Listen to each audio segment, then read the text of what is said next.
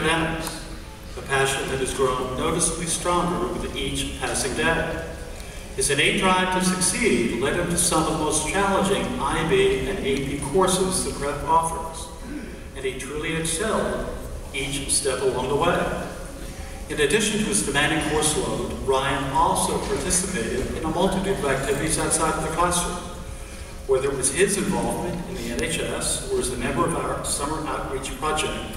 You just knew the activity was in dependable hands.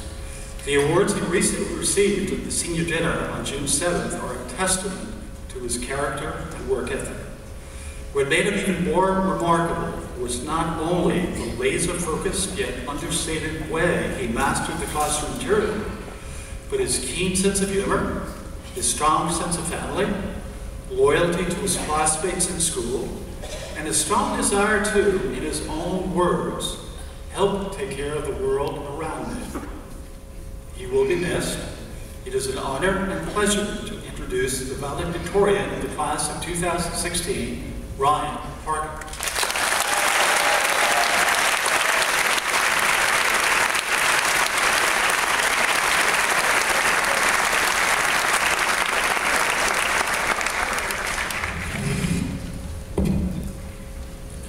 Good afternoon, Father Detmer, Mr. Lorenzetti, Mr. Rayfield, Ms. McGinnis, Mr. Wagner, Sister Barbara, faculty, staff, friends and family, and last but not least, the class of 2016. First, I'd like to offer my congratulations to each and every one of you now that we've officially graduated as the class of 2016. Today, I address you in the present to look ahead to the future, which I can only do by looking back into the past. Confusing, isn't it? But time is relative, and you don't need to take IB physics with Mr. Wagner like I did to understand that. For instance, a few short moments ago, we were the class of 2016. Now, I'm honored to be talking to the members of the class of 2020. Thus, the past, present, and future are all intertwined. If I were to ask you, many of you would prefer the past to the future. After all, it is often easier to stay in the past because it is a known, tangible quantity. Looking back into the past allows us to dwell on all the good times, like Thomas did, and choose to ignore those times that weren't as good. The future, on the other hand, is uncertain. I can't tell you that everything will end happily ever after, as much as I'd like to, because the future is so unpredictable. Consider everything that has happened in the last year alone. If I stood before you this time a year ago and said that Donald Trump would be the presumptive nominee for the Republican Party, the Mets would make the World Series, and Mr. A would transform into Brother Mark, you'd surely be questioning how I got here. The future promises a variety of changes, some that will surely be welcomed, and some that will be undesired. It's how we handle these obstacles that will set our particular paths.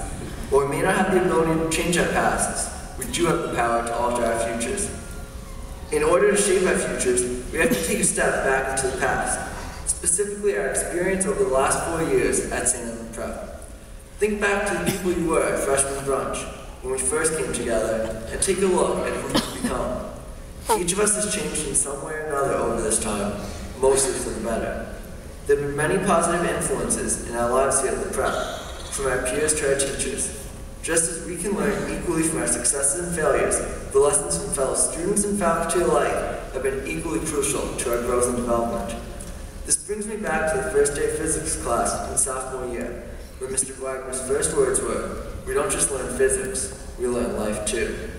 At first, the thought didn't sink in, but over the next 3 years, I learned the true scope of his statement.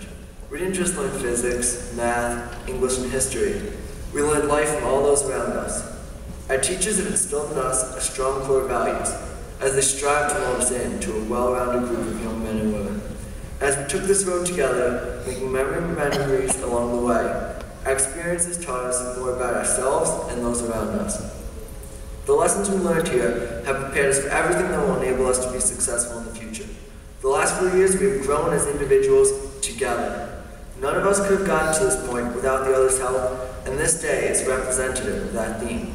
For this day isn't about what I have achieved, or what Thomas has accomplished, or what any one of us has done.